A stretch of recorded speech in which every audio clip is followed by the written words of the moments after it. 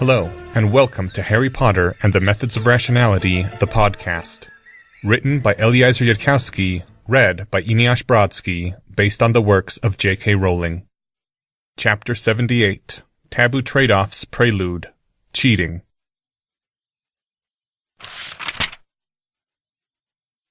It was Saturday, on the 4th of April, in the year 1992. Mr. and Mrs. Davis looked rather nervous as they sat in a certain special section of the Hogwarts Quidditch stands, though today the cushioned benches did not look upon flying broomsticks, but rather viewed a gigantic square of something like parchment. A great white blankness soon to flicker with windows into grass and soldiers. For now it showed only the reflected dull gray of the surrounding overcast skies, looking rather stormy, though the weather wizards had promised that the rain wouldn't break before nightfall. Ordinarily, it was the ancient tradition of Hogwarts that mere parents were to stay out, for much the same reason that impatient children are told to get out of the kitchen and not meddle in the cook's affairs. The only reason for a parent-teacher conference was if a teacher felt that a parent wasn't shaping up properly. It took an exceptional circumstance to make the Hogwarts administration feel that it had to justify itself to you.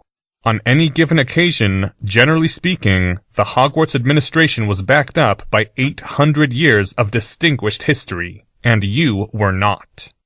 Thus it had been with some trepidation that Mr. and Mrs. Davis had insisted on an audience with Deputy Headmistress McGonagall.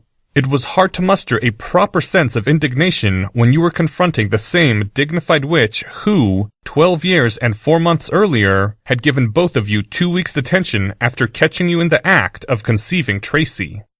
On the other hand, Mr. and Mrs. Davis's courage had been helped by angrily waving about a copy of The Quibbler, whose headline showed, in bright bold text for all the world to see, Pax with Potter, Bones Davis Granger in love rectangle of fear. And so, Mr. and Mrs. Davis had argued their way into the faculty box of the Hogwarts Quidditch stands, where they were now ensconced with an excellent view of Professor Quirrell's enchanted screens, so that the two of them could see for themselves just what the fiddly-snocks has been going on in this school, if you'll pardon the expression, Deputy Headmistress McGonagall. Seated to the left of Mr. Davis was another concerned parent, a white-haired man in elegant black robes of unmatchable quality, one Lucius Malfoy, political leader of the strongest faction of the Wizengamot.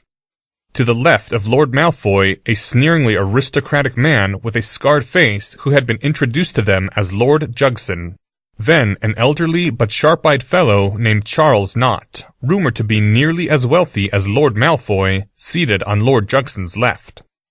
On the right of Mrs. Davis, one would find the comely lady and yet handsomer lord of the noble and most ancient house of Greengrass. Young they were as wizards counted age, garbed in grey silken robes set with tiny dark emeralds embroidered into the shape of grass blades. The Lady Greengrass was considered a key swing vote on the Wizengamot, her own mother having retired from the body with surprising speed. Her charming husband, though his family was not noble or wealthy of itself, had taken a seat on the Hogwarts Board of Governors. To their right, a square-jawed and incredibly tough-looking old witch, who had shaken hands with Mr. and Mrs. Davis without the slightest hint of condescension. This was Amelia Bones, director of the Department of Magical Law Enforcement. To Amelia's right was a seniorish woman who had set the fashion sense of magical Britain on its ear by integrating a live vulture into her hat, one Augusta Longbottom. Though she was not addressed as Lady, Madame Longbottom would exercise the full rights of the Longbottom family for so long as their last scion had yet to attain his majority, and she was considered a prominent figure in a minority faction of the Wizengamot. At the side of Madame Longbottom was seated none other than Chief Warlock, Supreme Mugwump, Headmaster Albus Percival Wulfric Brian Dumbledore, legendary defeater of Grindelwald, protector of Britain, rediscoverer of the fabled 12 uses of dragon's blood, the most powerful wizard in the world, etc. And finally, on the far right, one would find the enigmatic defense professor of Hogwarts, Quirinus Quirrell, who was leaning back on the cushioned benches as though resting, seeming entirely and naturally at ease in the rarefied company of a voting quorum of the Hogwarts Board of Governors, which had dropped by on this fine Saturday to learn just what the fiddly-snocks had been going on at Hogwarts in general, and with Draco Malfoy, Theodore Nott, Daphne Greengrass, Susan Bones, and Neville Longbottom in particular. The name of Harry Potter had also been much discussed. Oh, and one mustn't forget Tracy Davis, of course. Director Bones's eyebrows had climbed in some interest upon hearing the young couple introduced as her parents. Lord Jugson had given them a brief, incredulous stare before dismissing them with a snort. Lord Malfoy had greeted them politely, his smile containing a hint of grim amusement mixed with pity.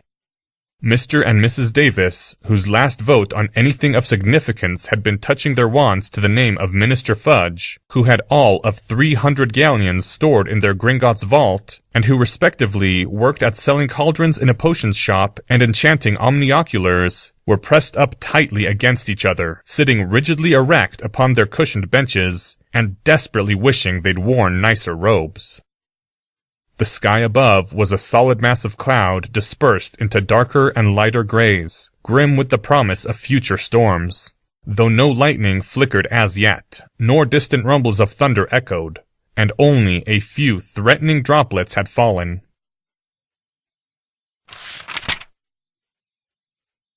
To their designated starting place in a certain forest, the Sunshine Regiment marched, though it was really more like a slow walk.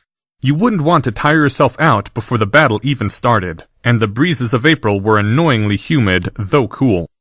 Ahead of them, a yellow flame wandered slowly through the air, guiding them according to their pace.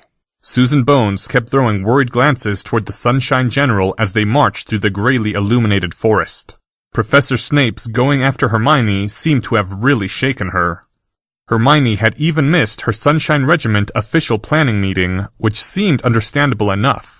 But when Susan had offered her sympathy afterward, Hermione had stammered that she'd lost track of time, which wasn't at all a usual thing for her to say, and the girl looked exhausted and frightened, like she'd just spent 3 days locked in a bathroom stall with a Dementor.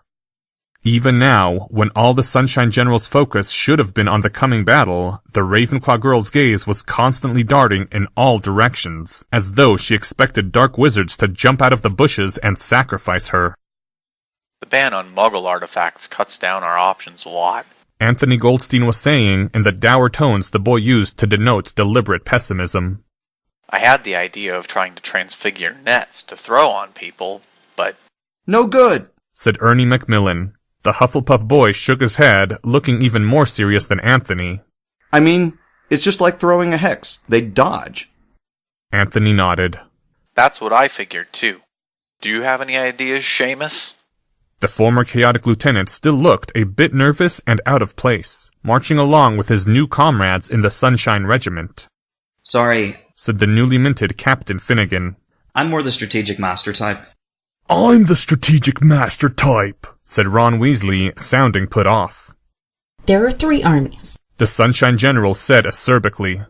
Which means we fight 2 armies at once, which means we need more than one strategist, which means shut up, Ron. Ron gave their general a surprised and worried look. Hey, you shouldn't let Snape get to you so much. What do you think we ought to do, General? Susan said very loudly and quickly. I mean, we don't really have a plan at this point. Their official planning session had failed amazingly, with Hermione gone and both Ron and Anthony thinking they were in charge. Do we really need a plan? The Sunshine General said, sounding a little distracted. We've got you and me and Lavender and Parvati and Hannah and Daphne and Ron and Ernie and Anthony and Captain Finnegan. That, began Anthony. Sounds like a pretty good strategy, Ron said with an approving nod. We've got as many strong soldiers now as both other armies put together. Chaos has only got Potter and Longbottom and Nott left. Well, and Zabini too, I suppose. And Tracy. Several people swallowed nervously. Oh, stop it. She's just a battle-hardened member of SPEW. That's all General Sunshine means. Still, Ernie said, turning to look seriously at Susan.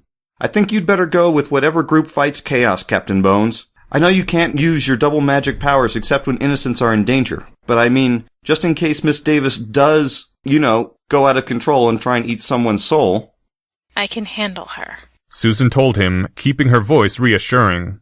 Admittedly, Susan hadn't been replaced by a metamorph magus at the moment, but then Tracy probably wasn't Polyjuice Dumbledore, or whoever. Captain Finnegan intoned in a deep, sort of rumbling voice, I find your lack of skepticism disturbing. He raised his hand with his thumb and forefinger almost touching, pointing at Ernie. For some reason, Anthony Goldstein seemed to be having a sudden choking fit. What's that supposed to mean? It's just something General Potter says sometimes. Funny, when you first join the Chaos Legion, it all seems crazy, and then after a couple of months you realize that actually everyone who isn't in the Chaos Legion is crazy. I said, it sounds like a good strategy. We don't transfigure anything, we don't tire ourselves out. We handle whatever they throw at us, and then we just overrun them. Okay, let's do that. But, said Anthony, shooting a glare at Ron. But General, Harry Potter's got 16 people left in his army. Dragon and us each have 28. Harry knows that. He knows he's got to come up with something incredible. Like what? Demanded Hermione, sounding stressed. If we don't know what he's planning, we might as well save our magic for doing masked finites, like we should have done last time. Susan touched Hermione gently on the shoulder. General Granger, I think you should take a break for a bit before the battle. She'd been expecting Hermione to argue, but Hermione just nodded and then walked a little faster, pulling away from the Sunshine Regiment official officer group, her eyes still watching the forest and sometimes the sky. Susan followed her. It wouldn't do having it look like the Sunshine General was being ejected from her own official officer group. Hermione, Susan said softly after they'd walked a bit away. You've got to focus. Professor Quirrell's in charge here, not Snape, and he won't let anything bad happen to you or anyone. You're not helping. You're not helping at all, Captain Bones. The two of them walked faster, circling around some of the other soldiers, inspecting the marching perimeter and glancing at the surrounding trees. Susan? Hermione said in a small voice after they'd gotten further away from all the others. Do you think Daphne's right about Draco Malfoy plotting something? Yes. Susan said at once, not even thinking about it. You can tell because his name's got the letters M-A-L-F-O-N-Y in it. Hermione looked around as if to make sure that nobody was watching, although of course that was a wonderful way to get other people to pay attention to you. Could Malfoy have been behind what Snape did? Snape could be behind Malfoy. Susan said thoughtfully, remembering dinner table conversations she'd heard at Auntie's. Or Lucius Malfoy could be behind both of them. A slight chill went down Susan's spine as this last thought occurred to her. Why? Did you find some sort of clue about that? Hermione shook her head. No. The Ravenclaw girl said, in a voice that sounded almost like she was about to cry. I was just thinking about it myself. That's all.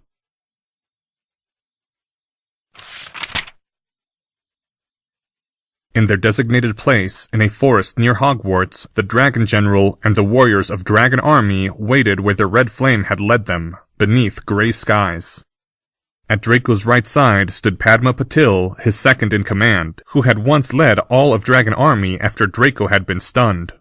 At Draco's back was Vincent, the son of Crabbe, a family which had served the Malfoys into the distance of forgotten memory.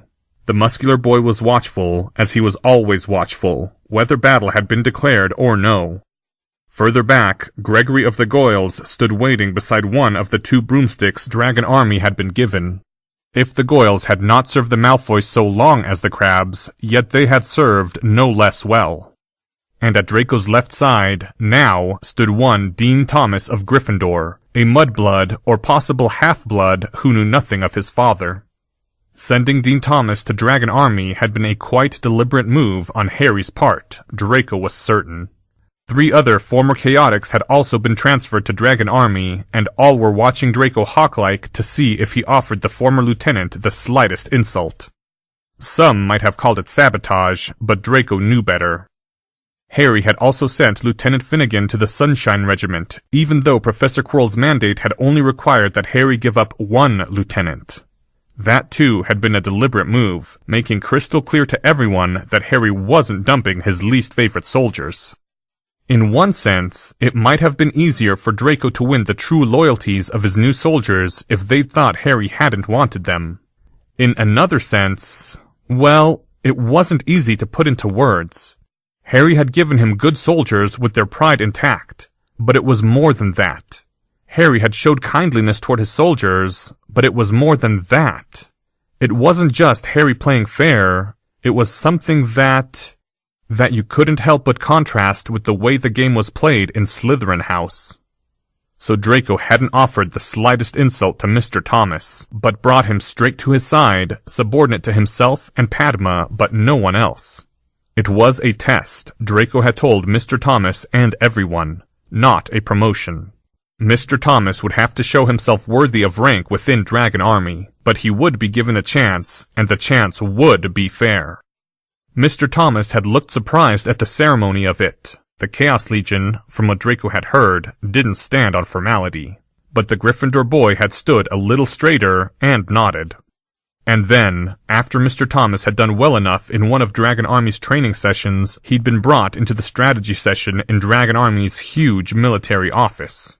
And a few minutes into the session, Padma had happened to ask, as though it was a perfectly normal question, whether Mr. Thomas had any ideas about how to defeat the Chaos Legion.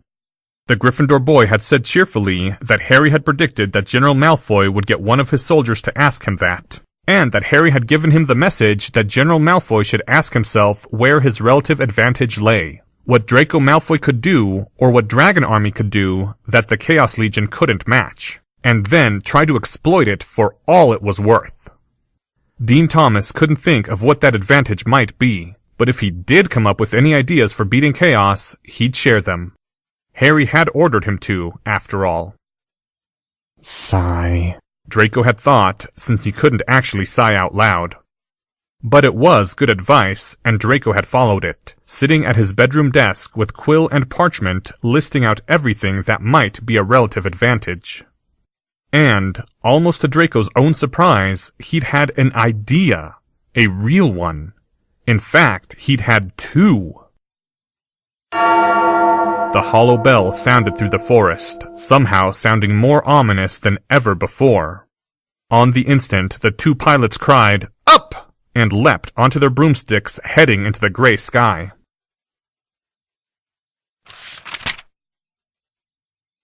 Mr. and Mrs. Davis had now slumped slightly against each other, more from sheer muscle exhaustion than from any decrease in tension. Before them, the vast blank white parchment flickered with 3 great windows, as though holes had been cut through into the forest, showing 3 armies on the march. Lesser windows showed the 6 riders upon their broomsticks, and the corner of the parchment showed a view of the entire forest with glowing dots to indicate armies and scouts. The window into Sunshine showed General Granger and her captains marching in the center of the Sunshine Regiment, protected by Contigo screens along with a number of other young witches. The Sunshine Regiment, the defense professor had remarked, knew well that it had now acquired a strong advantage in experienced soldiers, and it meant to protect those soldiers from a surprise attack. Aside from that, the Sunshine soldiers were moving forward at a steady march, conserving their strength. The soldiers in General Malfoy's army, at least those with higher transfiguration scores, were picking up leaves and transfiguring them into... Well, if you looked at Padma Patil, who was almost done with hers, it looked like her leaf was becoming a left-handed glove bearing a dangling strap. The window had zoomed in to show this. Lord Jugson was watching the screens with a flat expression.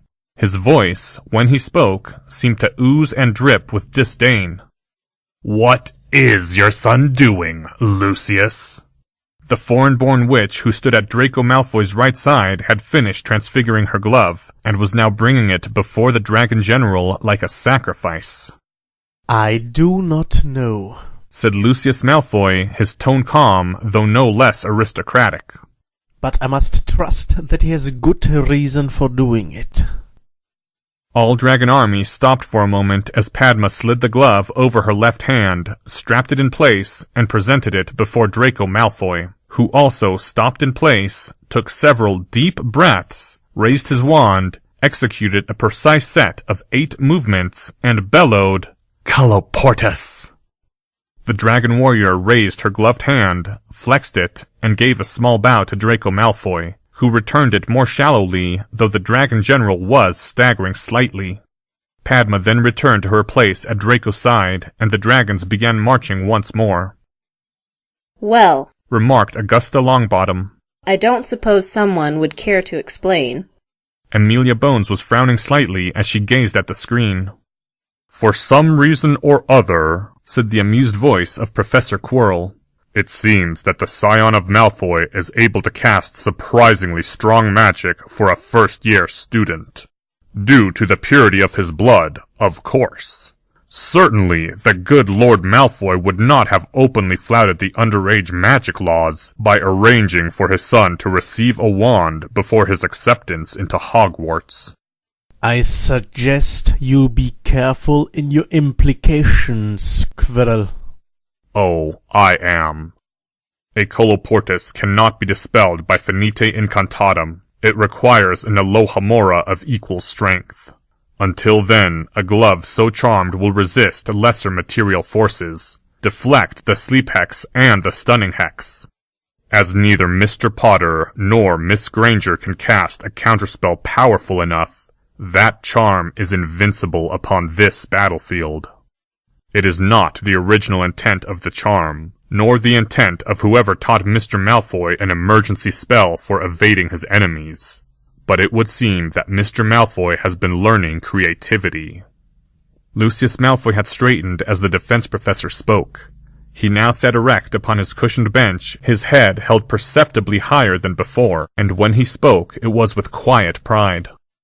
He will be the greatest Lord Malfoy that has yet lived. Faint praise, Augusta Longbottom said under her breath. Amelia Bones chuckled, as did Mr. Davis, for a tiny, fatal fraction of a second before he stopped with a strangled gargle. "I quite agree," said Professor Quirrell, though it wasn't clear to whom he spoke. "Unfortunately for Mr. Malfoy, he is new to the art of creativity, and so he has committed a classic error of Ravenclaw." And what might that be? Professor Quirrell had leaned back in his seat, the pale blue eyes briefly unfocusing as one of the windows shifted its viewpoint within the greater screen, zooming in to show the sweat now on Draco Malfoy's forehead. "It is such a beautiful idea that Mr. Malfoy has quite overlooked its pragmatic difficulties." "Would someone care to explain that?" said Lady Greengrass. "Not all of us present are expert at such affairs." Amelia Bones spoke, the old witch's voice somewhat dry. "It will tempt them to try to catch hexes that they would be wiser to simply dodge, the more so if they have had little practice catching them, and the casting of so many charms will tire their strongest warrior." Professor Quirrell gave the DMLE director a half-nod of acknowledgement. "As you say, Madam Bones, Mr. Malfoy is new to the business of having ideas, and so when he has one, he becomes proud of himself for having it. He has not yet had enough ideas to unflinchingly discard those that are beautiful in some aspects and impractical in others. He has not yet acquired confidence in his own ability to think of better ideas as he requires them. What we are seeing here is not Mr. Malfoy's best idea, I fear, but rather his only idea." Lord Malfoy simply turned to watch the screens again, as though the defense professor had used up his right to exist. "But," said Lord Greengrass, "but what in Merlin's name is Harry Potter do—"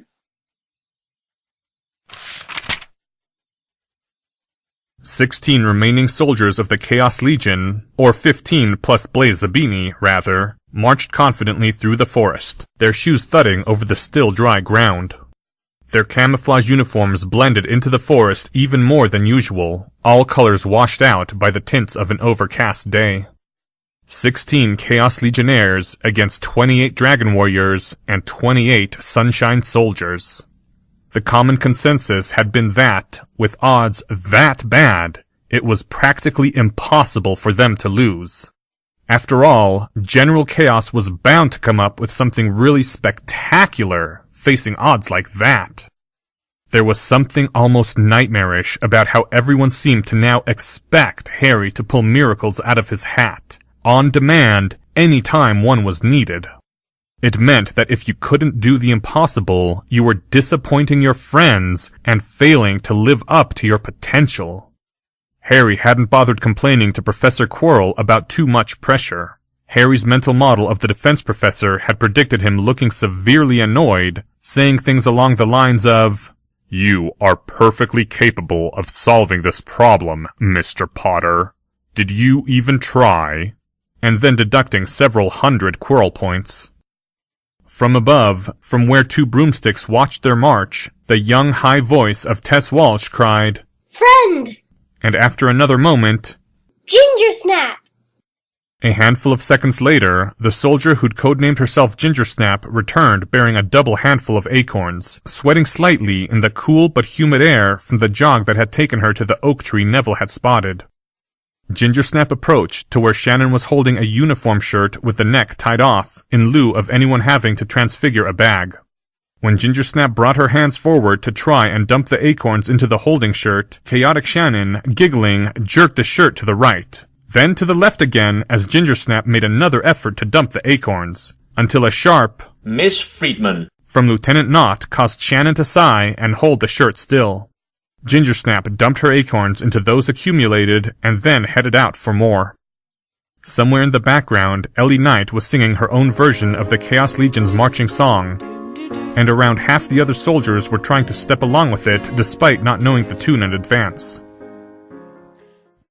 Nearby, Nita Birdline, who had a high transfiguration score, finished creating yet another pair of green sunglasses, and handed them to Adam Berenger, who folded up the sunglasses before tucking them into his uniform pocket.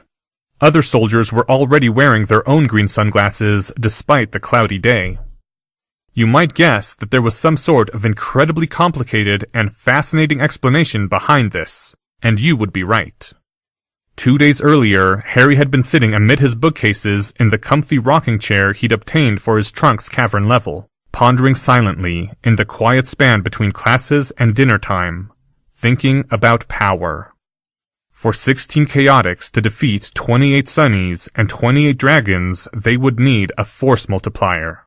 There were limits to what you could do with maneuver. There had to be a secret weapon, and it had to be invincible, or at least moderately unstoppable.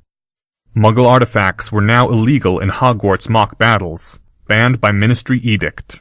And the trouble with finding some other clever and unusual spell was that an army twice your own size could brute force finite almost anything you tried. The Sunshine Regiment might have missed that tactic with the transfigured chainmail, but nobody would miss it again now that Professor Quirrell had spelled it out. And Finite Incantatem was a brute force counterspell which required at least as much magic as the spell being cancelled, which, if you were severely outnumbered, made it a whole new order of military challenge. The enemy could finite anything you tried, and still have enough magic left over for shields and volleys of sleep hexes. Unless, somehow, you could invoke potencies beyond the ordinary strength of first-year Hogwarts students.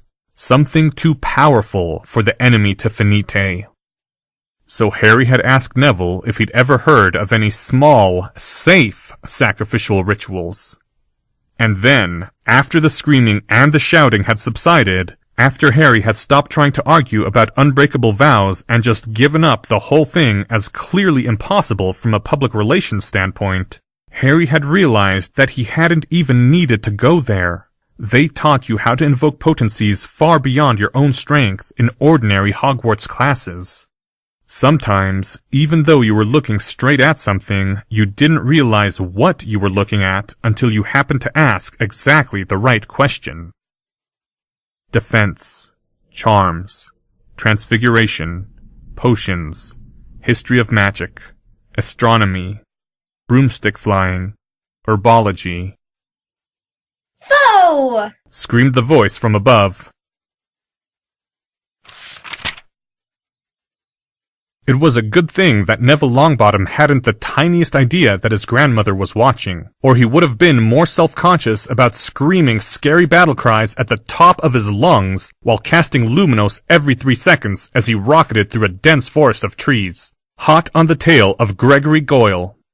But, Augusta Longbottom said, her expression showing almost as much astonishment as worry. But Neville is afraid of heights. Not all fears last, said Amelia Bones.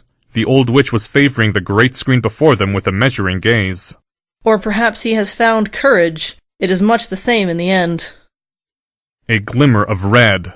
Neville dodged, very nearly into a tree, but he did dodge. And then Neville somehow also managed to dodge almost all the branches before they smacked him in the face. Now Mr. Goyle's broomstick was pulling further and further away, even though the two of them were riding exactly the same broomstick and Mr. Goyle weighed more. Somehow, Neville was still falling behind. So Neville slowed down, pulled back, angled up out of the forest, and began to accelerate back toward where the Chaos Legion still marched. 20 seconds later, it hadn't been a long chase, just an exciting one. Neville was back among his fellow chaotics, and dismounted his broom to walk on the ground for a little bit. "Neville," said General Potter. Harry's voice was a little distant as he walked carefully and steadily through the forest, his wand still applied to the almost finished form of the object he was slowly transfiguring. Beside him, Blaise Zabini, working a smaller version of the same transfiguration, looked like a shambling fairy as he stumbled forward. "I told you, Neville, you don't have to—" "Yes, I do," said Neville. He looked down at where his fingers grasped the broomstick and saw that not just his hands, but his whole arms were shaking. But unless anyone else in Chaos had been practicing dueling for an hour a day with Mr. Diggory, and then practicing their aim in private for another hour afterward, Neville was probably the best shot from a broomstick even after taking into account that he wasn't a very good flyer. "Good show, Neville," Theodore said from where he was walking ahead of them all, leading the Chaos Legion forward through the forest while wearing only his undershirt. Augusta Longbottom and Charles Knott exchanged brief, astonished glances, and then wrenched their gazes away from one another as though stung. Neville drew a few deep breaths, trying to steady his hands, trying to think. Harry might not be good for deep strategic thinking while he was in the middle of an extended transfiguration. "Lieutenant Knott, do you have any idea why Dragon just did that? They lost a broom." The dragons had started the combat with a feint to provide a distraction for Mr. Goyle's approach through the forest. Neville hadn't realized there were 2 brooms attacking until almost too late. But the Chaos Legion had gotten the other pilot. That was why broomsticks usually didn't attack before armies met. It meant the whole army would concentrate fire on the broomstick. "And the dragons didn't even get anyone, did they?" Nope. Tracy Davis said proudly. She too was now marching by General Potter's side, her wand gripped low and watchful as her eyes scanned the surrounding forest. I threw up a prismatic spear like a split second before Mr. Goyle's hex got Zambini, and the way Mr. Goyle had his other arm stretched out, I think he planned to knock down the general, too. The Slytherin witch smiled with vicious confidence. Mr. Goyle tried breaking drill hex, but learned to his dismay that its weak magic was no match for my newfound dark powers. Mwahaha! Some chaotics laughed with her, but a queasy sensation was starting in Neville's stomach as he realized how close the Chaos Legion had come to complete disaster. If Mr. Goyle had managed to disrupt both transfigurations...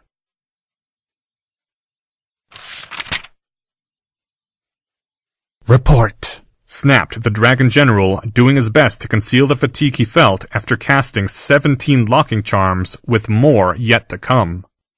Beads of sweat now dotted Gregory's forehead. "The enemy got Dylan Vaughn," Gregory said formally. "Harry Potter and Blaise Zabini were each transfiguring something dark gray and roundish. I don't think it was finished, but it looked like it would be big and hollow, sort of cauldron-shaped. Zabini's was smaller than Potter's. I couldn't get either of them or disrupt their transfigurations. Tracy Davis blocked me. Neville Longbottom is on a broomstick, and he's still a terrible flyer, but his aim is really good." Draco listened, frowning, and then he glanced at Padma and Dean Thomas, who both shook their own heads, indicating that they also couldn't think of what might be big and gray and shaped like a cauldron. "Anything else?" said Draco. If that was it, they'd lost a broom for nothing. The only other weird thing I saw was that some chaotics were wearing sort of like goggles. Draco thought about this, not noticing that he'd stopped marching or that all of Dragon Army had automatically stopped with him. Was there anything special about the goggles? They were greenish, maybe? Okay. Again, without thinking, he began walking once more and his dragons followed. Here's our new strategy. We're only going to send 11 dragons against the Chaos Legion, not 14. That should be enough to beat them now that we can neutralize their special advantage. It was a gamble, but you had to take gambles sometimes if you wanted to come in first in a three-way battle. You figured out Chaos's plan, General Malfoy? Said Mr. Thomas with considerable surprise. What are they doing? Said Padma. I haven't the faintest idea, said Draco with a smirk of the most refined smugness. We'll just do the obvious thing. End first part of Chapter 78. Thank you to the following people. Hermione Granger, Anonymous. Casey Davis was voiced by Lucky. Lauren Housley as Susan Bones. Padme and Parvati Patil by Amanda Grisello. Lady Greengrass by Paula. Quibbler Headlines by Phil Fullew. Neville by Adam Hartel. Amelia Bones by Melissa Kessler. Augusta Longbottom by Sabrina Seaver. Ernie McMillan, Eric Starling. Lucius Malfoy, voiced by Martek Tex. Gregory Goyle, Anthony Westbrook. Dean Thomas, David Liu. Anthony Goldstein, read by Seth Morrigan. Tess Walsh, Ceslo Cedar. This chapter's original text, production notes, and attribution links, along with archives and much more, can be found at hpmorpodcast.com. If you would like to learn more about the art of rationality, please visit lesswrong.com, an online community of aspiring rationalists founded by Eliezer Yudkowsky. Some sound effects used are courtesy of the Free Sound Project. The music used is Catch That Goblin by Skaven. Thank you for listening, and come back next week for the next part of Chapter 78, Taboo Trade-Offs Prelude, Cheating.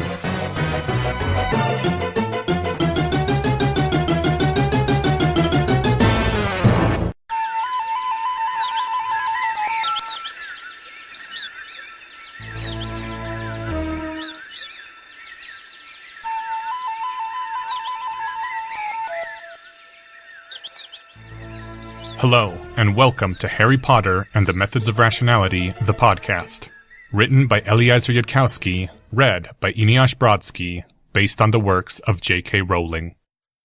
In science fiction podcast news, a friend of mine, Anea Lay, now produces the Strange Horizons podcast. The premiere episode is Inventory by Carmen Maria Machado. It's a great story and it's read beautifully by Anea. Check it out at strangehorizons.com. There's also a link from this week's post at hpmorpodcast.com. If you like science fiction in audio format, you will not be disappointed.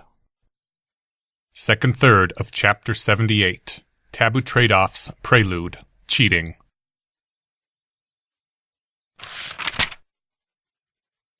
Harry, having now finished his cauldron, was carefully scooping acorns into the container while the scouts searched for a nearby source of water that could be used as a liquid base. They'd come across frequent sinkholes and miniature creeks in the forest before, so it ought not to take long. Another scout had brought a straight stick that would serve as a stirrer, so Harry didn't have to transfigure one. Sometimes, even though you were looking straight at something, you didn't realize what you were looking at until you happened to ask exactly the right question. How can I invoke magical powers that ought to be beyond the reach of first-year students? There was a cautionary tale the potions master had told them, with much sneers and laughter to make the stupidity seem low status instead of daring and romantic, about a second-year witch in Beauxbatons who'd stolen some extremely restricted and expensive ingredients, and tried to brew polyjuice so she could borrow the form of another girl for purposes best left unmentioned. Only she'd managed to contaminate the potion with cat hairs, and then, instead of seeking a healer immediately, the witch had hidden herself in a bathroom, hoping the effects would just wear off. And when she'd finally been found out, it had been too late to reverse the transformation completely, condemning her to a life of despair as a sort of cat-girl hybrid. Harry hadn't realized what that meant until the instant of thinking the right question. But what that implied was that a young wizard or witch could do things with potions making that they couldn't even come close to doing with charms. Polyjuice was one of the most potent potions known, but what made Polyjuice a newt-level potion, apparently, wasn't the required age before you had enough magical power. It was how difficult the potion was to brew precisely, and what happened to you if you screwed up. Nobody in any army had tried brewing any potions up until then, but Professor Quirrell would let you get away with nearly anything if it was something you could have done in a real war. Cheating is technique, the defense professor had once lectured them. Or rather, cheating is what the losers call technique, and will be worth extra Quirrell points when executed successfully. In principle, there was nothing unrealistic about transfiguring a couple of cauldrons and brewing potions out of whatever came to hand, if you had enough time before the armies met. So Harry had retrieved his copy of Magical Drafts and Potions and begun looking for a safe but useful potion he could brew in the minutes before the battle started. A potion which would win the battle too fast for counterspells, or produce spell effects too strong for first years to finite.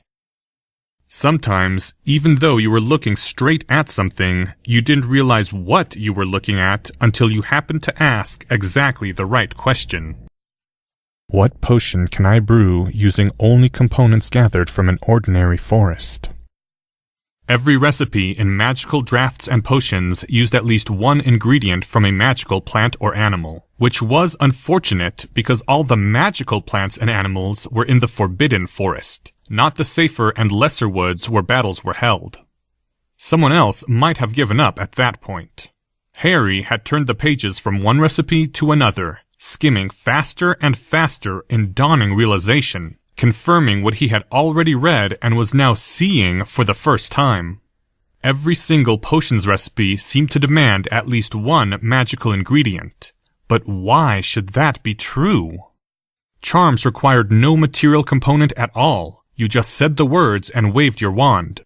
Harry had been thinking about potions making as essentially analogous. Instead of your spoken syllables triggering a spell effect for no comprehensible reason, you collected a batch of disgusting ingredients and stirred 4 times clockwise, and that arbitrarily triggered a spell effect. In which case, given that most potions used ordinary components like porcupine quills or stewed slugs, you'd expect to see some potions using only ordinary components.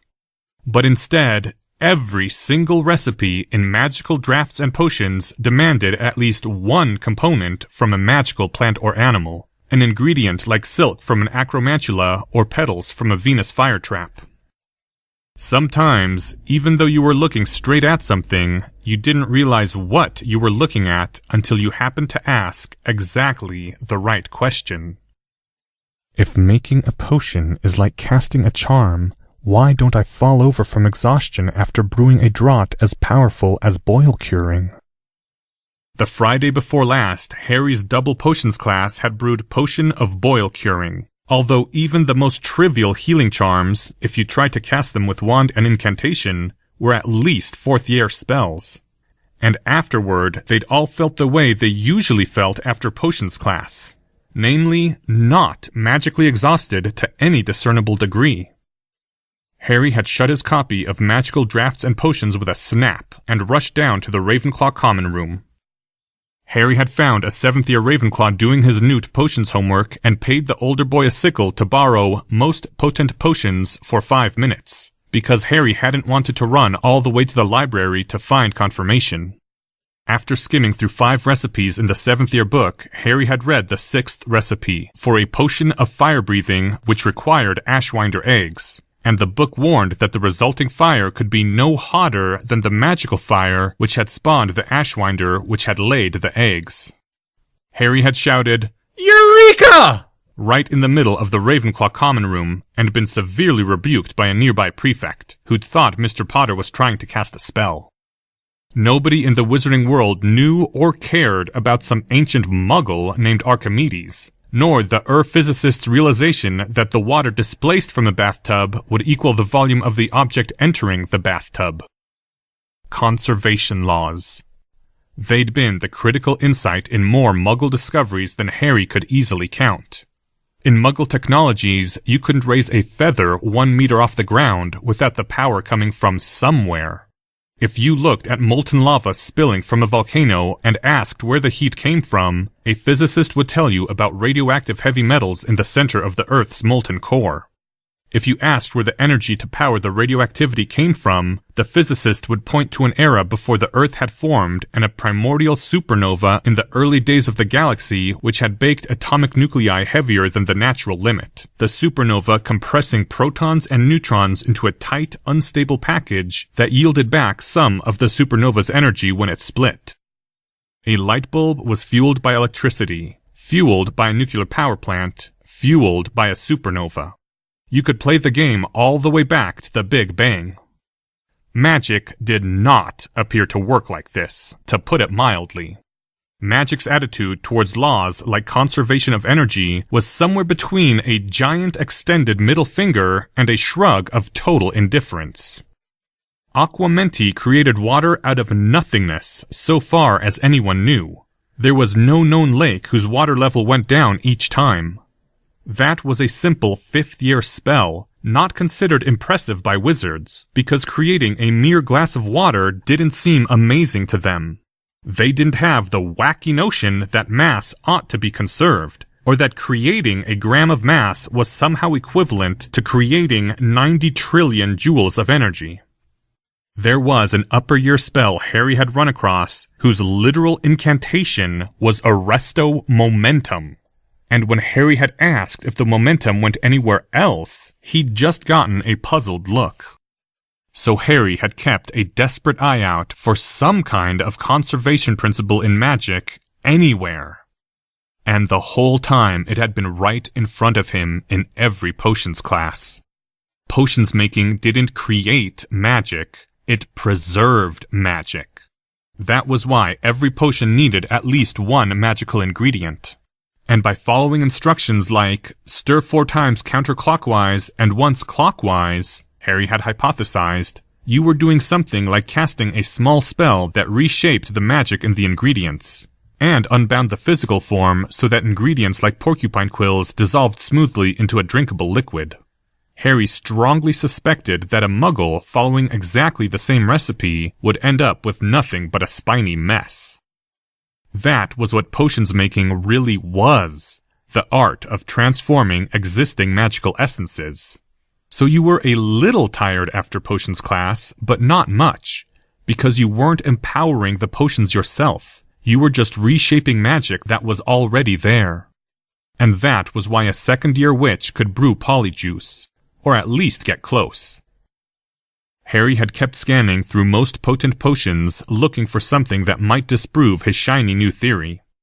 After 5 minutes, he'd flipped the older boy another sickle over his protests and kept going. The potion of giant strength required a riem to trample the mashed dugbogs you stirred into the potion. It was odd, Harry had realized after a moment, because crushed dugbogs weren't strong themselves. They were just very, very crushed after the riem got through with them. Another recipe said to touch with forged bronze, i.e., grasp a knut in pliers so you could skim the potion's surface. And if you dropped the knut all the way in, the book warned, the potion would instantly superheat and boil over the cauldron. Harry had stared at the recipes and their warnings, forming a second and stranger hypothesis. Of course, it wouldn't be as simple as potions making using magical potentials imbued in the ingredients, like Muggle cars fueled by the combustion potential of gasoline. Magic would never be as sensible as that. And then Harry had gone to Professor Flitwick, since he didn't want to approach Professor Snape outside of class. And Harry had told Professor Flitwick that he wanted to invent a new potion, and he knew what the ingredients ought to be and what the potion should do, but he didn't know how to deduce the required stirring pattern.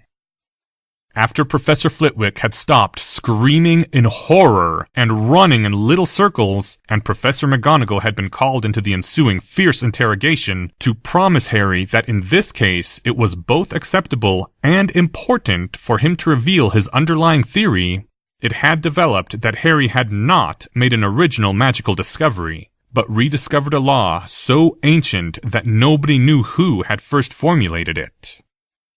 A potion spends that which is invested in the creation of its ingredients. The heat of goblin forges that had cast the bronze knut. The Riem's strength that had crushed the Dugbogs. The magical fire that had spawned the Ashwinder. All these potencies could be recalled, unlocked, and restructured by the spell-like process of stirring the ingredients in exact patterns. From a Muggle standpoint, it was just odd. A deranged version of thermodynamics invented by someone who thought life ought to be fair. From a Muggle standpoint, the heat expended in forging the knut hadn't gone into the bronze.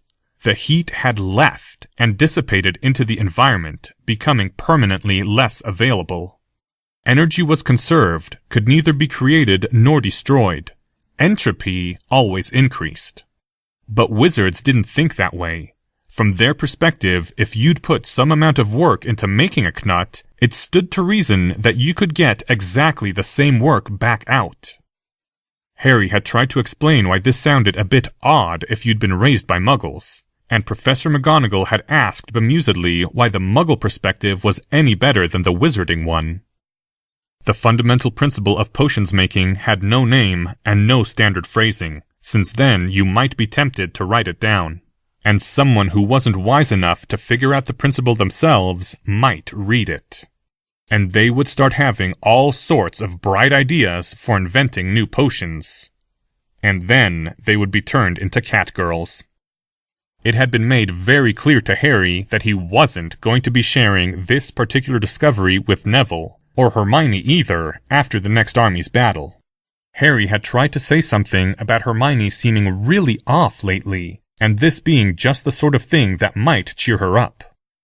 Professor McGonagall had said flatly that he wasn't even to think it, and Professor Flitwick had raised his little hands and made a gesture of snapping a wand in half. Although the two professors had been kind enough to suggest that if Mr. Potter thought he knew what the potion's ingredients should be, he might be able to find an already existing recipe that did the same thing. And Professor Flitwick had mentioned several volumes in the Hogwarts library that might be useful.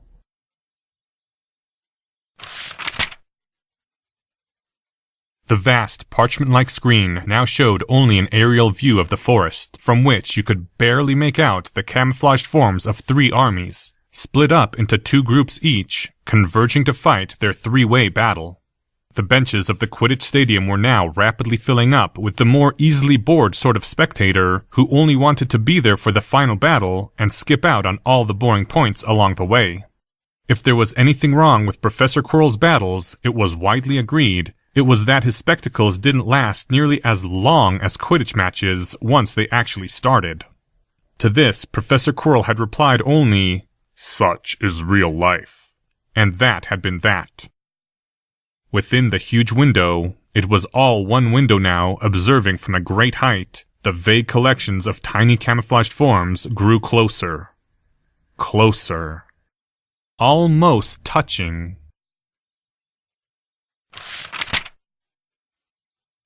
The vast white parchment window showed the first touch of battle between sunshine and chaos. A screaming mass of running children with smiley faces upon their breasts, charging forward with Contigo shields held high, and others shouting, "Somnium!" Until one of their number shrieked, "Prismatis!" in a terrified voice, and the entire charge came to a sudden halt before the sparkling wall of force that had appeared in front of them. Tracy Davis had walked out from behind the trees.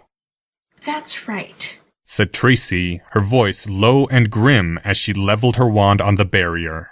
"You should fear me, for I am Tracy Davis, the Dark Lady! That's Dark Lady spelled D-A-R-K-E, with an E!"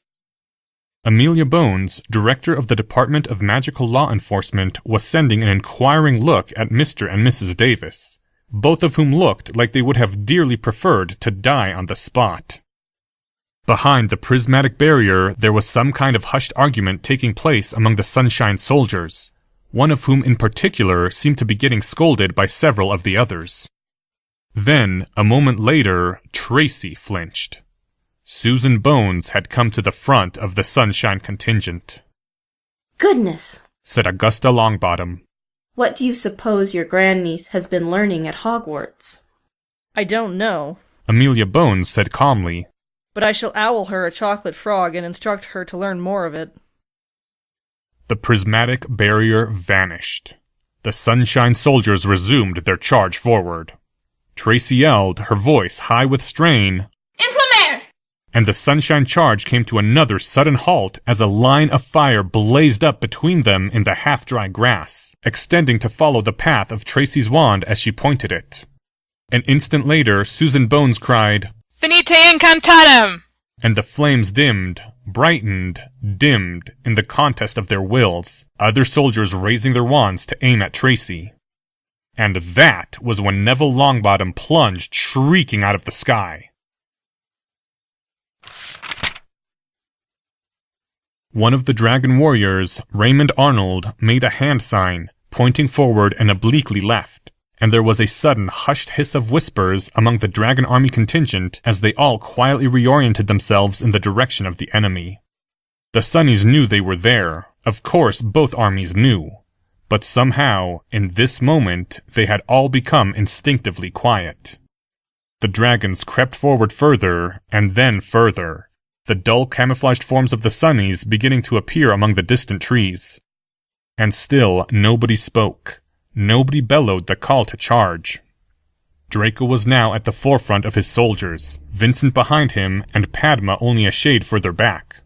If the three of them could take the shock of Sunshine's best, the rest of Dragon Army might stand a chance. Then Draco saw one Sunny staring at him from the distance, in the vanguard of her own army, staring at him with a look of fury. Across the forest battleground, their eyes met. Draco had only a fraction of a second to wonder, in the back of his mind, what Hermione Granger was so angry about, before the shout went up from both their armies. And they were all running forward to the charge, himself and Granger on a direct collision course for each other.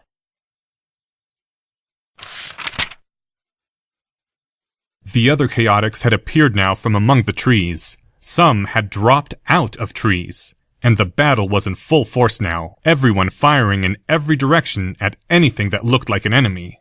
Plus a number of Sunnies crying, Luminos! At Neville Longbottom as the Chaos Hufflepuff twisted and rocketed up through the air on courses that could only be described as, indeed, chaotic. And it happened, the way it happened only one time out of 20 in mock aerial combat, that Neville Longbottom's broomstick glowed bright red beneath his clenched hands. It should have meant that Longbottom was out of the game. Then, in the Hogwarts stands, among the watching crowds of students, a scream went up. Combat realism. It was Professor Quirrell's one master rule. You could get away with anything if it was realistic, and in real life, a soldier didn't just vanish when their broomstick got hit by a curse. Neville was falling toward the ground and screaming, Chaotic landing. And the chaotics were wrenching their attention away from fights to cast the hover charm. And run at the same time so they wouldn't be sitting ducks. Almost everyone else stopping to gape. And Neville Longbottom slammed into the leaf-laden forest ground, landing on one knee, one foot, and both hands, as though he were kneeling down to be knighted. Everything stopped. Even Tracy and Susan paused in their duel. In the stadium, all crowd noises vanished. There was a universal silence composed of astonishment, concern, and sheer dumbstruck gaping awe, as everyone waited to see what would happen next. And then Neville Longbottom slowly rose to his feet, and leveled his wand, still in hand, at the Sunshine soldiers.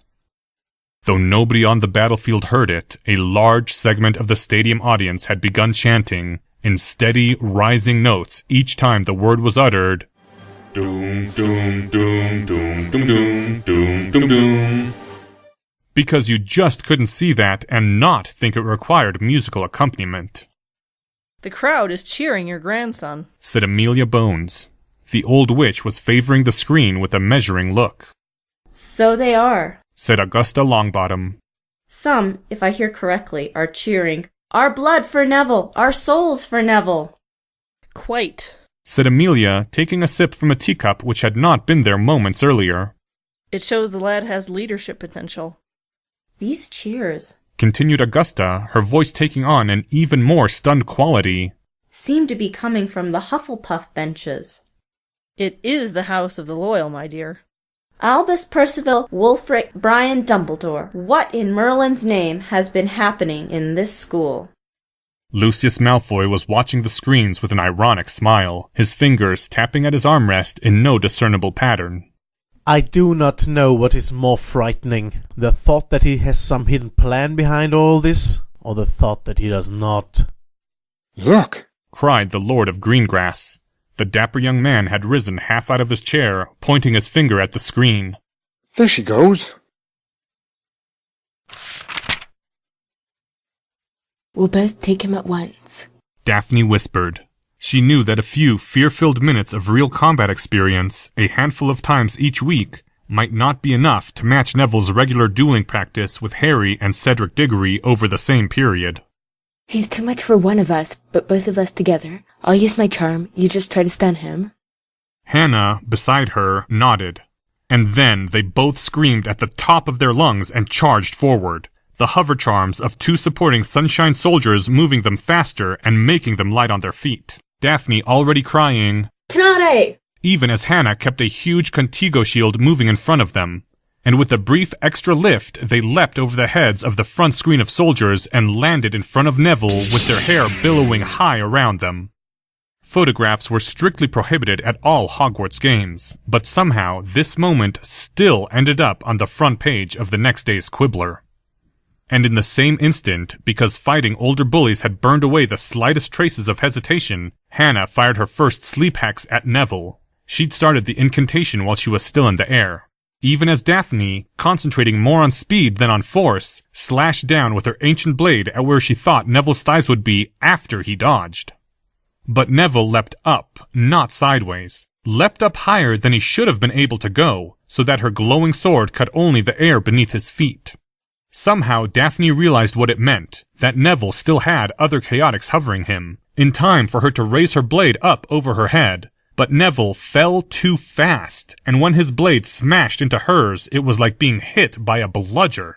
It knocked Daphne off her feet and sent her sprawling backward onto the grass, hitting the ground hard on her back. It might have been all over for her then if Neville hadn't landed too hard himself and gone to his knees with a pained gasp. And then, before Neville could bring his glowing blade down, Hannah shouted, "Somnium!"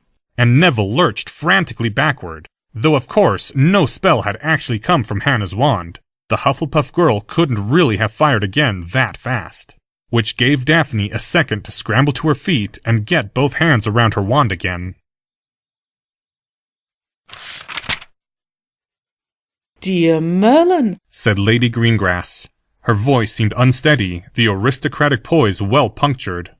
"my daughter is fighting with the charm of the most ancient blade. In her first year, I never knew she possessed such extraordinary talent." Excellent blood, Charles Knott said approvingly, causing Augusta to snort. My good lady, said Professor Quirrell, sounding grave. Do not wrong your daughter so. That is not mere talent which you see. That is what happens when young wizards and witches put their competitive efforts into a game which, unlike Quidditch or Exploding Snap, involves, to put it bluntly, actual spellcasting.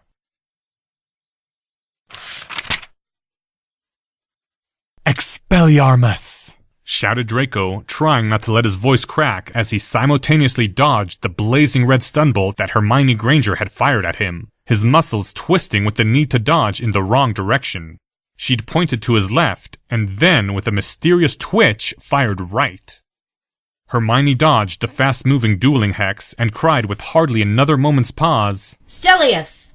A wide-angle hex that Draco couldn't avoid, but he managed to point his wand at his own face and cry, Quesicus, before the sudden urge to inhale could devolve into a sneezing fit that would have ended the battle.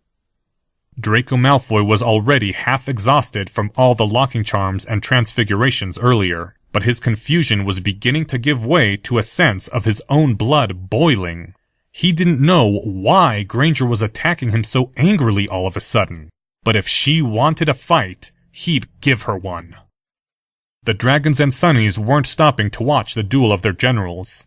The Dragons were too disciplined to stop and watch, and that meant the Sunnies had to go on fighting too.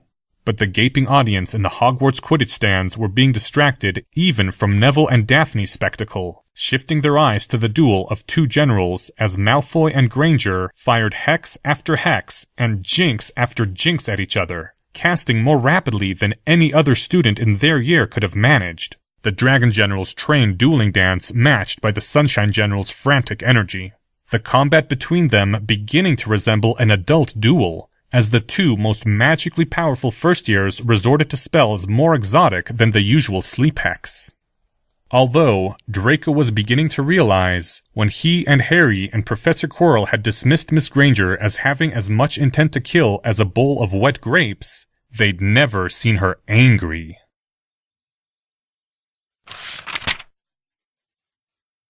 Daphne lashed out with her ancient blade, again not trying to hit hard, but just moving the blade as fast as possible.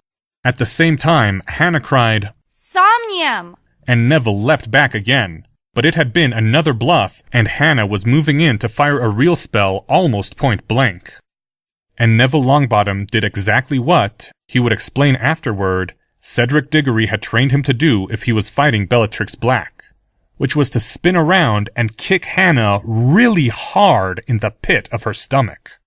The Hufflepuff girl made a sad little sound, a gasping cry of pain, as she was knocked off her feet by the hard shoe sinking into her abdomen with the force of Neville's whole body behind it. For an instant, the battlefield stood still.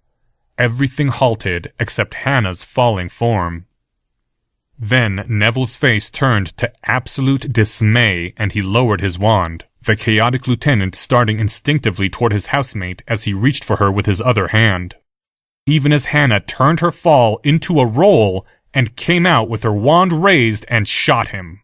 A fractional second later, Daphne, who hadn't hesitated either, sank her most ancient blade squarely into Neville's back, causing the chaotic lieutenant's muscles to jerk convulsively with the stunning magic discharging into him even as Hannah's sleep hex took effect.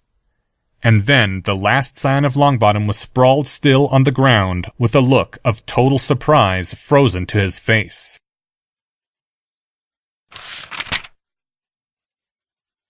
Today, Mr. Longbottom has learned a valuable lesson about his feelings of pity and remorse, said Professor Quirrell. And chivalry, said Amelia, sipping her tea again.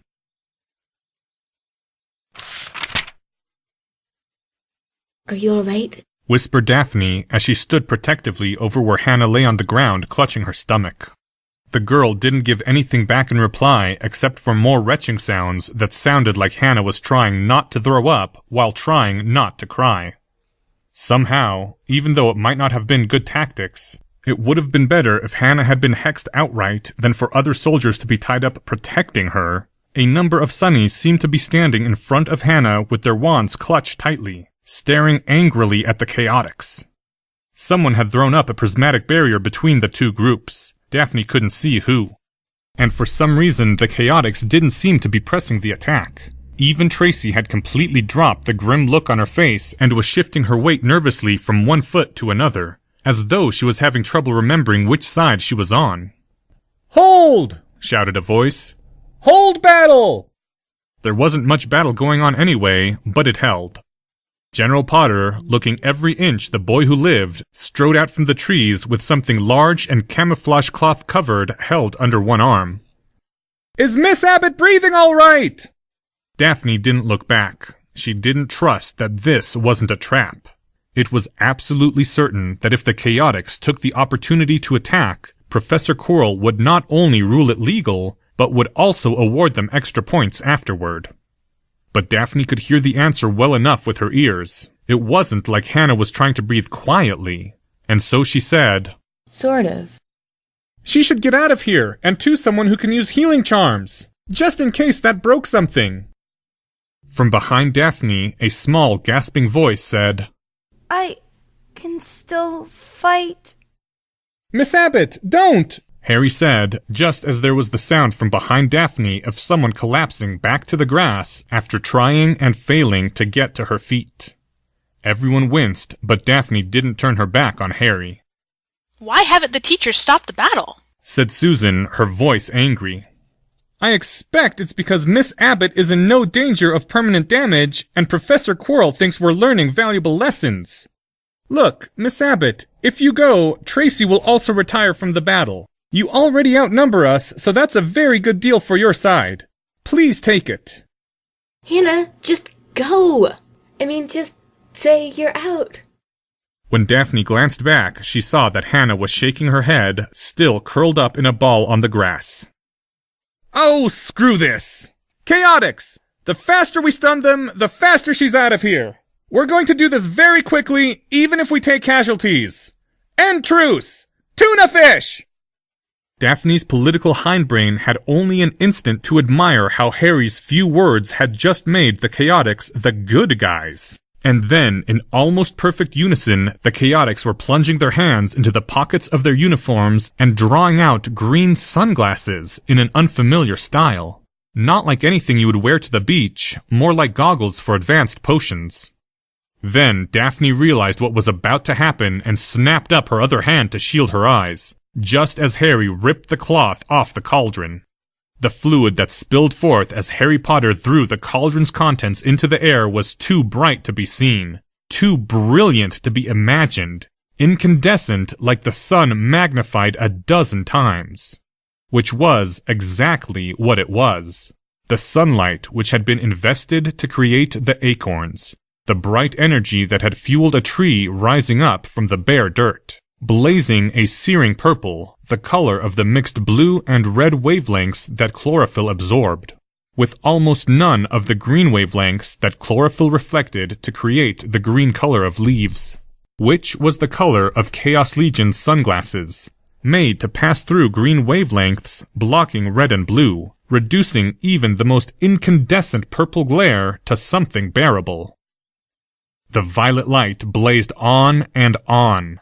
Daphne tried dropping her arms from her eyes, but found she couldn't look directly at anything. Even the second-hand purple glare was so bright she had to squint. And she had only time to cry one Finite Incantatem, which didn't work, before a sleep hex took her. What was left of the battle didn't take very long after that. Now! Bellowed Blaze Zabini, formerly of Sunshine, now commanding a detachment of Chaos Legionnaires. Tuna fish! The Slytherin boy's hand grasped the cloth, shielding the cauldron from the triggering touch of daylight, already beginning to move it aside. Now! Bellowed Dean Thomas, formerly of Chaos, commanding a consignment of Dragon Warriors. Do whatever they do! The Chaotix of Zabini's detachment plunged their hands into their uniform pockets and came forth bearing green sunglasses. An action almost perfectly mirrored by Dean and the Dragon Warriors, who drew forth green-colored potions goggles and quickly drew the straps over their own heads, even as the Chaotix put on their sunglasses and the violet incandescence blasted forth. As General Malfoy had explained, if Mr. Goyle reported that the Chaos Legion was wearing green-colored potions goggles, you didn't have to know why to transfigure some copies. That's cheating! Shrieked Blaze the Beanie.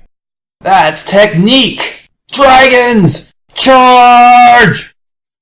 Pardon me, could you stop laughing like that, Mr. Quirrell? Said Lady Greengrass. It's unnerving. Finite their goggles! Shouted Blaze Zabini as the two armies ran headlong toward each other through omnipresent eye-searing purple glare. We can still win! You heard him! Bellowed Dean Thomas. Get their glasses! Blaze Zabini's reply to this wasn't anything articulate. That battle went on a lot longer.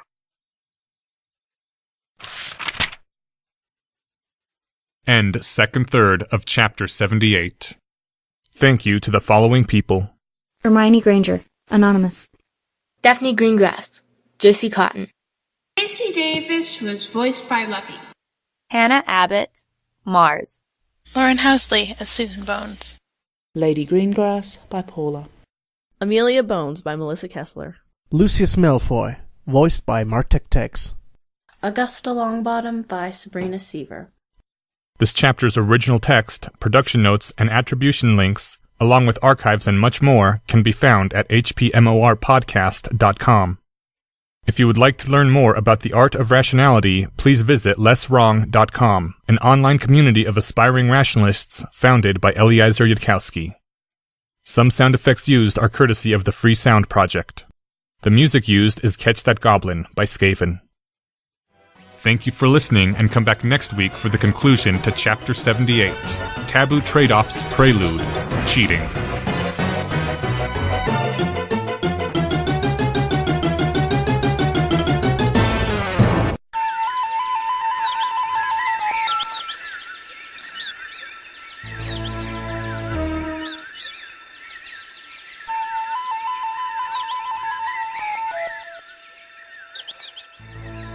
Hello, and welcome to Harry Potter and the Methods of Rationality, the podcast.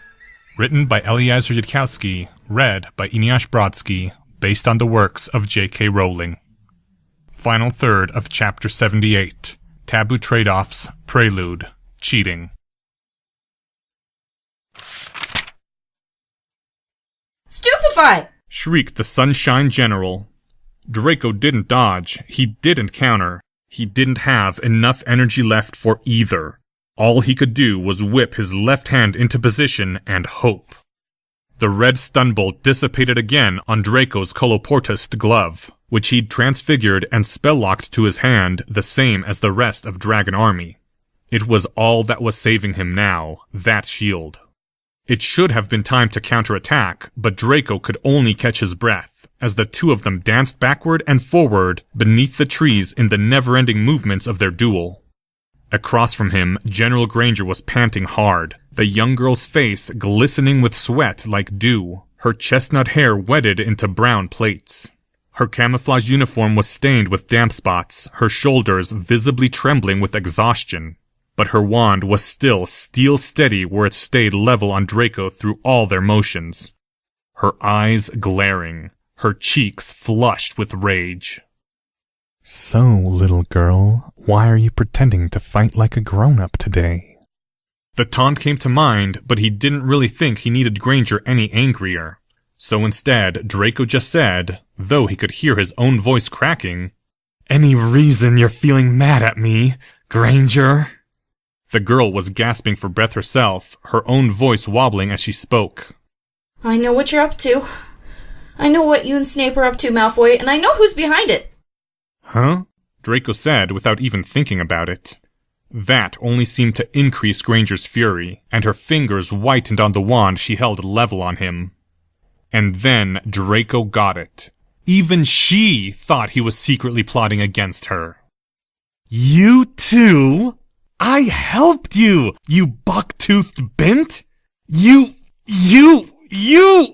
Stuttering past all the dark curses that came to mind until he found something he could actually cast at her. Densagio! But Granger flashed and whirled around the tooth-lengthening hex, and then her own wand came around and leveled at almost point-blank range, even as Draco brought up his left hand like a shield, placing the magic-locked glove between himself and whatever she was about to fire. And the Sunshine General's own voice rose to a shriek audible across the whole battleground. Alohomora! Time should have paused. But it didn't. Instead, the padlocked glove on Draco's hand flashed briefly gray, and then the padlock clicked and fell off. Just like that. Just like that. The screens showed it all very clearly to the entire watching Hogwarts Stadium. and the bone-dead silent hush that fell over every bench in every bleacher said that everyone understood quite clearly what it meant, that the scion of House Malfoy had just had his magic overcome by a Muggle-born. Hermione Granger didn't pause in her fight, gave no sign that she even knew what she'd done. Instead, her foot snapped out in a Muggle-style kick that knocked Draco's wand cleanly out of his hand, his shocked mind and body moving just a little too slowly. Draco dove after his wand, scrabbling frantically on the ground, but from behind him, a girl's cracking voice said, Somnium! And Draco Malfoy fell and didn't rise again. There was another moment of frozen silence. The Sunshine General was wobbling on her feet, looking like she might faint. Then the Dragon Warriors screamed at the top of their lungs and charged forward to avenge their fallen commander. Mr. and Mrs. Davis were shaking as they stood up from the comfortable chairs of the faculty Quidditch box. They couldn't quite clutch each other while walking, but they held hands tightly, pretending hard to be invisible. If they'd been children young enough for accidental magic, they probably would have spontaneously disillusioned themselves. The elderly Charles Knott said nothing as he stood from his chair. The scarred Lord Jugson said nothing as he stood from his own chair. Lucius Malfoy said nothing as he stood. All three of them turned without pause and strode toward the stairwell of the elevated bleachers, moving in eerie unison like an Auror trio. Lord Malfoy, the defense professor said in mild tones. That man was still seated in his own chair, looking upon his parchment-like screens, arms limp at his side, as though for some reason he didn't feel like moving. The white-haired man halted just before reaching the exit archway, and the elderly man and the scarred man halted as well, flanking him. Lord Malfoy's head turned, too slightly to be any form of acknowledgement, but in the defense professor's direction. Your son performed exceptionally well today. I must confess that I underestimated him. He has earned his army's loyalty, as you have witnessed. Still very mild, the defense professor's voice. Speaking as your son's teacher, it is my opinion that he will not benefit if you interfere in his... Lord Malfoy and his compatriots vanished down the stairs. A fine try, Quirinus. The old wizard's face showed small lines of worry. He hadn't risen from his own seat either, staring at the parchment screens as though they were still active. Do you think he will listen? The defense professor's shoulders twitched in a slight shrug, the only movement they'd shown since the battle ended. Well, said the Lady Greengrass as she rose up and cracked her knuckles, stretching, her husband silent beside her. I must say that was quite interesting. Amelia Bones had risen from her own cushioned seat without any fuss. Interesting indeed. I do confess, I find myself disturbed by the skill with which those children were fighting one another. The skill? Lord Greengrass said. Their skills did not seem all that impressive to me, except for Daphne's, of course.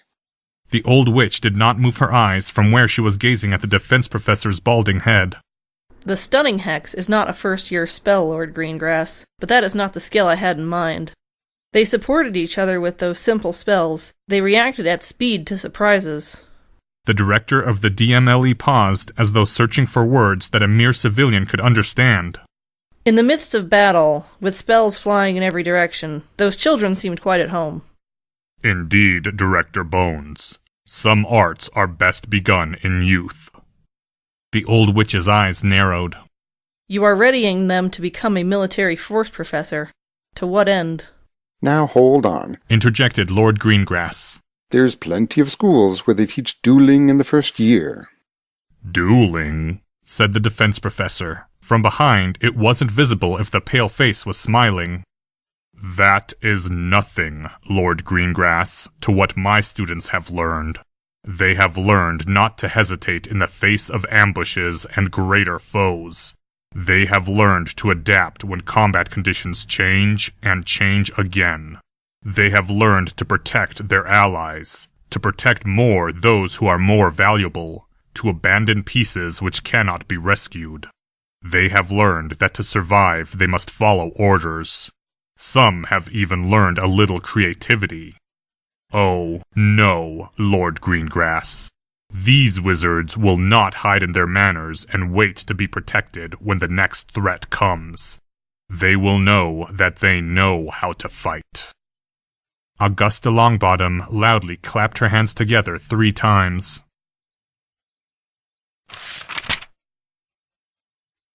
We won. It was the first thing Draco heard when he woke up on the battlefield, Padma telling him how his soldiers had rallied after he fell. How, thanks to the Dragon General's foresight, Mr. Thomas had led his detachment to victory over chaos. How General Potter had defeated the portion of the Sunshine Regiment that clashed with him. How Mr. Thomas's Dragon Warriors had rejoined the main body of soldiers bearing both their own goggles and the sunglasses of the defeated Chaotix. How, only moments later, General Potter's remaining contingent had attacked both other armies with a potion that emitted searing purple light. But Dragon had held the numerical advantage over Sunshine and Chaos both, and enough sunglasses for their warriors. And so Padma had managed to lead her inherited army to victory. From the light in Padma's eyes and her arrogant smile that would have done proud to a Malfoy, she was expecting congratulations. Draco managed to grit out some form of praise from between his clenched teeth, and couldn't have said afterward what it was. The foreign-born witch, it appeared, hadn't any idea what had happened, or what it meant. I lost. The dragons trudged back to Hogwarts beneath gray skies, cold droplets landing heavy on Draco's skin, one by one. While he'd been stunned, it had begun, the long-promised rain finally beginning to fall. There was only one option left to Draco now, a forced move, as Mr. McNair, who taught Draco chess, would have termed it. Harry Potter probably wouldn't like it if he really was in love with Granger the way everyone said. But the forced move, as Mr. McNair had defined it, was one you needed to make if you wanted the game to continue at all. It kept on playing in Draco's mind, over and over again, even as he walked like an automaton through the massive portals of Hogwarts, sent away Vincent and Gregory with 2 sharp words, and became alone within his private bedroom, sitting on his bed, staring at the wall above his desk. Filling his mind like a Dementor had locked him into the memory. The gray flash coming from his glove. The lock clicking and falling away. Draco knew. He knew what he'd done wrong. He'd been so tired after casting 27 locking charms for all the other dragon warriors. Less than a minute wasn't enough time to recover after each spell. And so he'd just cast Coloportus on his own padlocked glove. Just cast the spell. Not put in all his strength to bind it stronger than Harry Potter or Hermione Granger could undo. But nobody was going to believe that, even if it was true. Even in Slytherin, nobody would believe that. It sounded like an excuse, and an excuse was all that anyone would hear. Granger whirled and spun and screamed, Alohomora! Draco's mind kept playing it over and over as the resentment built. He'd helped Granger, cooperated with her on banning traitors, held her hand as she dangled from the roof, stopped a riot from breaking out around her in the Great Hall. Did she have any idea what he'd risked? What he'd probably already lost? What it meant for the heir of House Malfoy to do that for a mudblood? And now there was only one move left. And the thing about a forced move was that you had to make it, even if it meant getting detention and losing house points. Professor Snape would certainly understand, but there were limits, Father had warned him, to what Snape would overlook. Challenge Granger to a wizard's duel in open defiance of Hogwarts regulations. Attack her outright if she refused. Defeat her one-on-one in public, not with clever dueling technique, but by overpowering her magic. Beat her solidly, completely, crush her as utterly as the Dark Lord himself had crushed his enemies. Make it absolutely clear to everyone so that nobody could possibly doubt that Draco had just been exhausted from casting the spell so many times. Prove that the Malfoy blood was stronger than any mudbloods. Only it's not, Harry Potter's voice whispered inside Draco's mind. It's easy to forget what's actually true, Draco, once you start trying to win at politics. But in reality, there's only one thing that makes you a wizard, remember? Draco knew, then, he knew the reason for the disquiet in the back of his mind, as he stared at the blank wall above his desk, contemplating his forced move. It should have been simple. When you only had one move, the thing to do was make it. But Granger whirling, spinning, sweat-damped hair flying around her, bolts flying from her wand as fast as his own, jinx and counter-jinx, glowing bats flying at his face, and through all of it the look of fury in Granger's eyes. There'd been a part of him admiring that, before it had all gone wrong, admiring Granger's fury and power. A part of him that had exulted in the first real fight he'd ever been in, against his first equal opponent. If he challenged Granger and lost, it ought not to be possible. Draco had gotten his wand 2 full years before anyone else in his Hogwarts class. Only there was a reason why they usually didn't bother giving wands to 9-year-olds. Age counted too. It wasn't just how long you'd held a wand. Granger's birthday had been only a few days into the year when Harry had bought her that pouch. That meant she was 12 now, that she'd been 12 almost since the start of Hogwarts.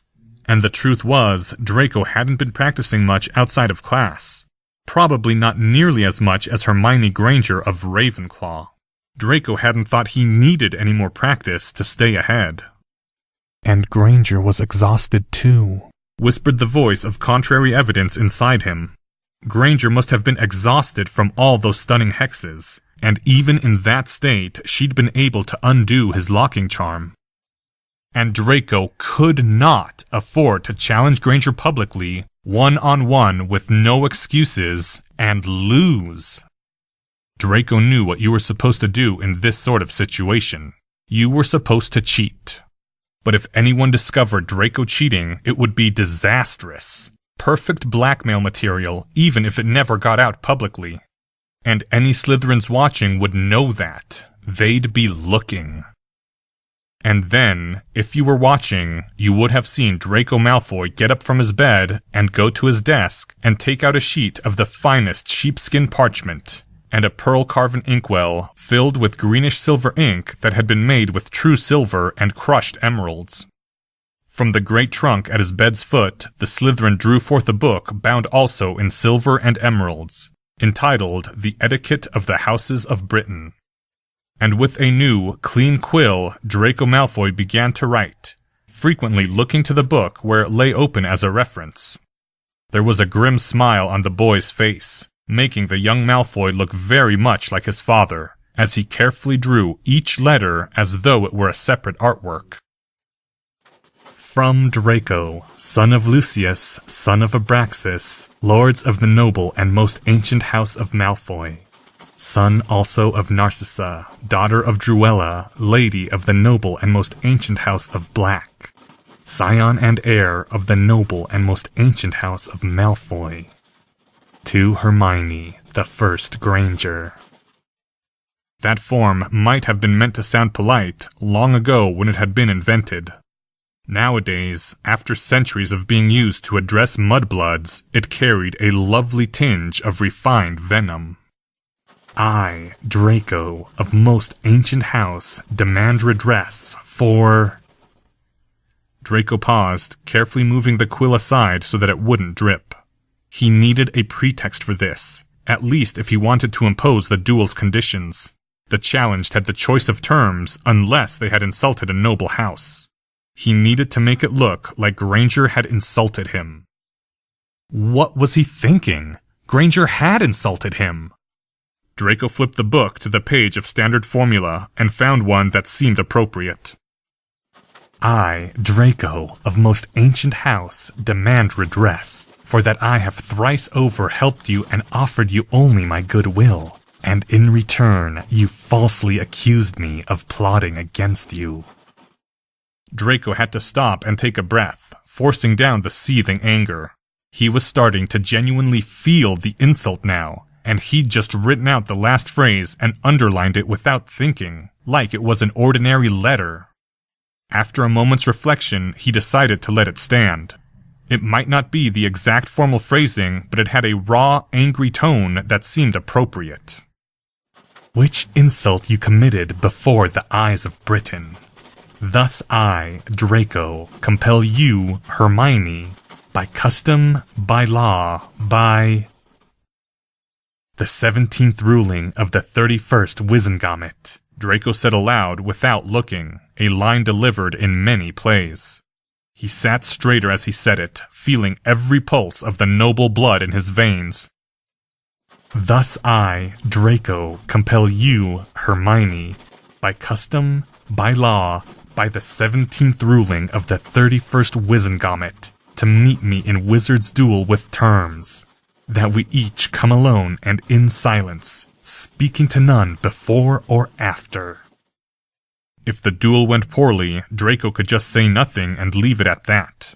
And if he did defeat Granger, he would have learned experimentally that he could beat her again in a public challenge.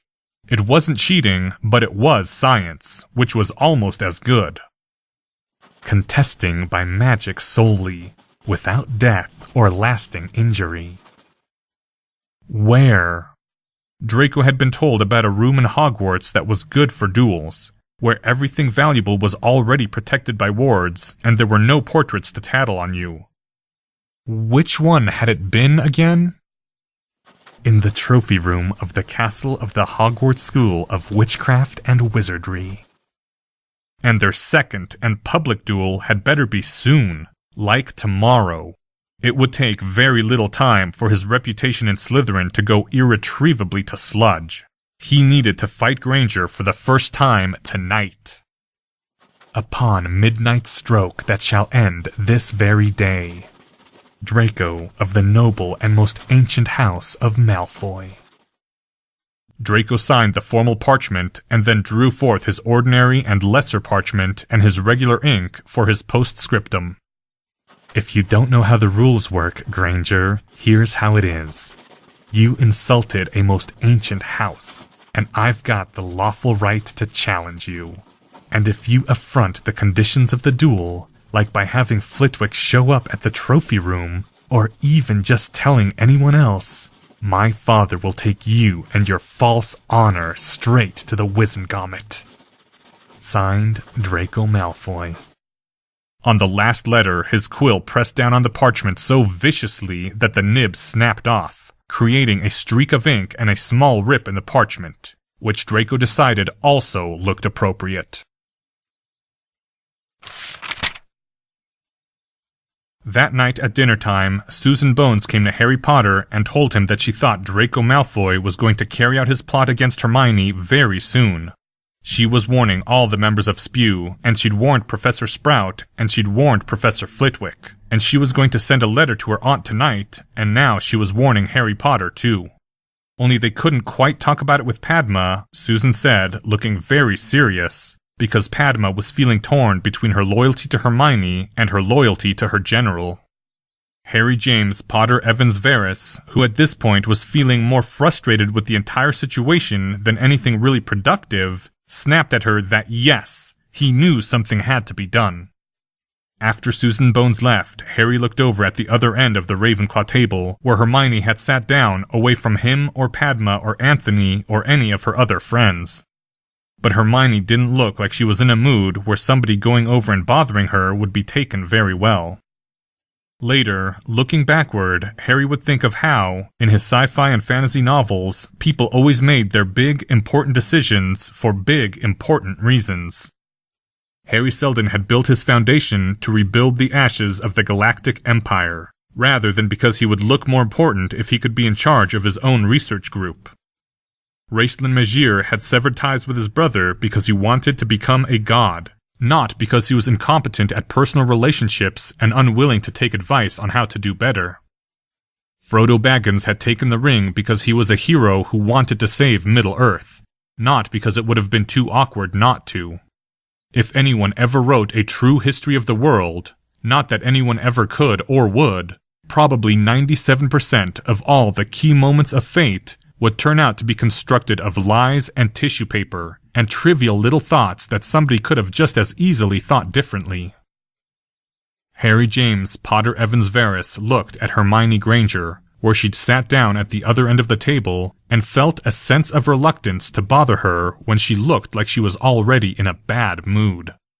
So then Harry thought that it probably made more sense to talk to Draco Malfoy first, just so that he could absolutely, positively, definitely assure Hermione that Draco really wasn't plotting against her.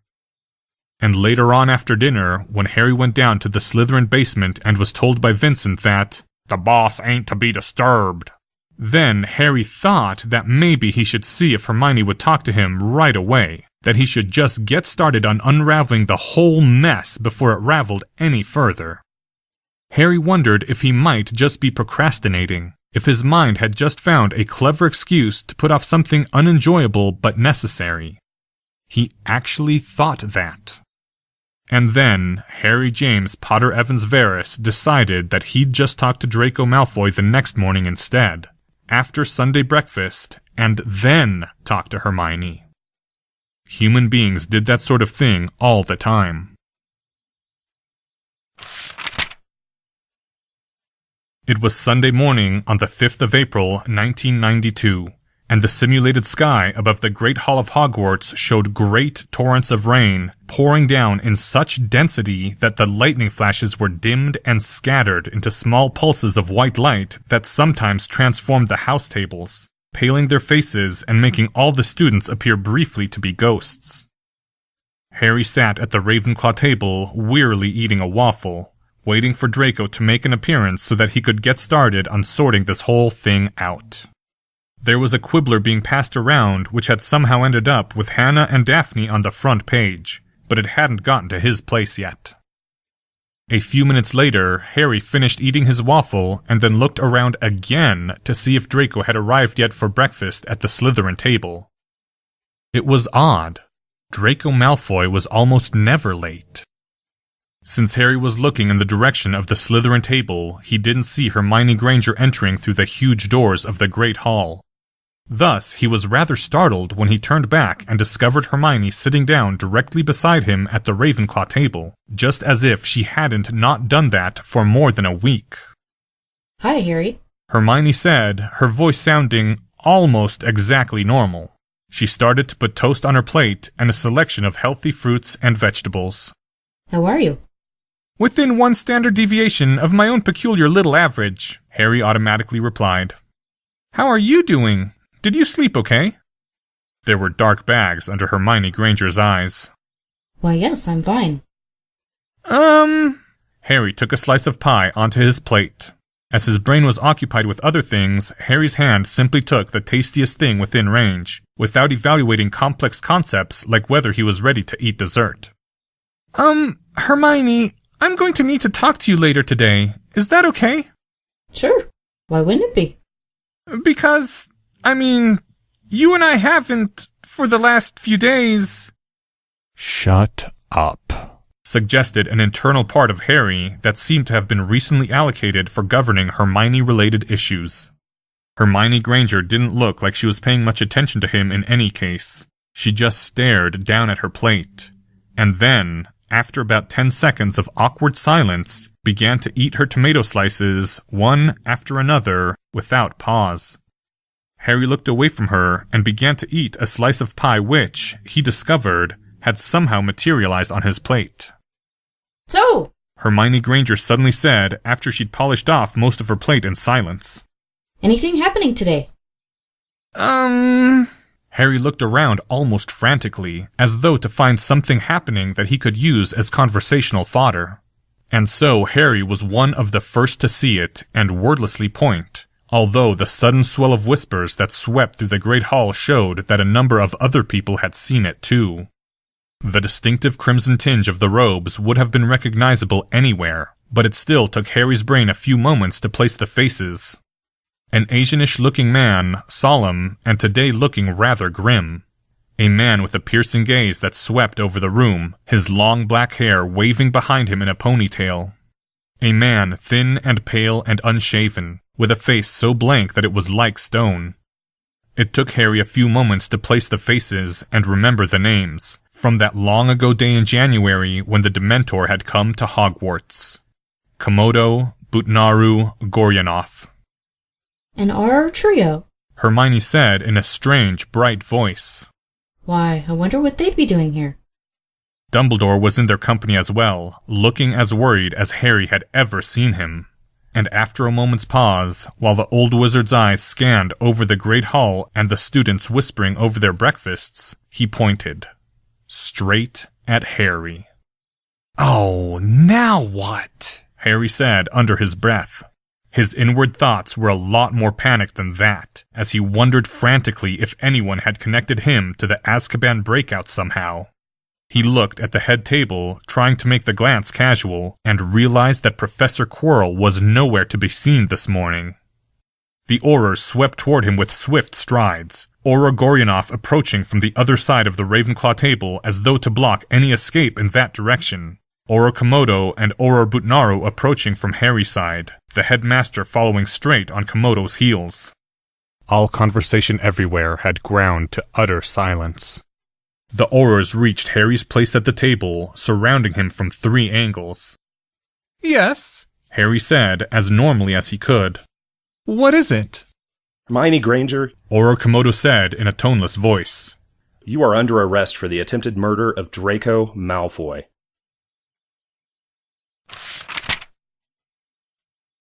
End Chapter 78. Thank you to the following people. Hermione Granger, Anonymous. Lady Greengrass by Paula. Amelia Bones by Melissa Kessler. Dumbledore, Drake Walker. Aurora Komodo by Dwayne Bradle. This chapter's original text, production notes, and attribution links, along with archives and much more, can be found at hpmorpodcast.com.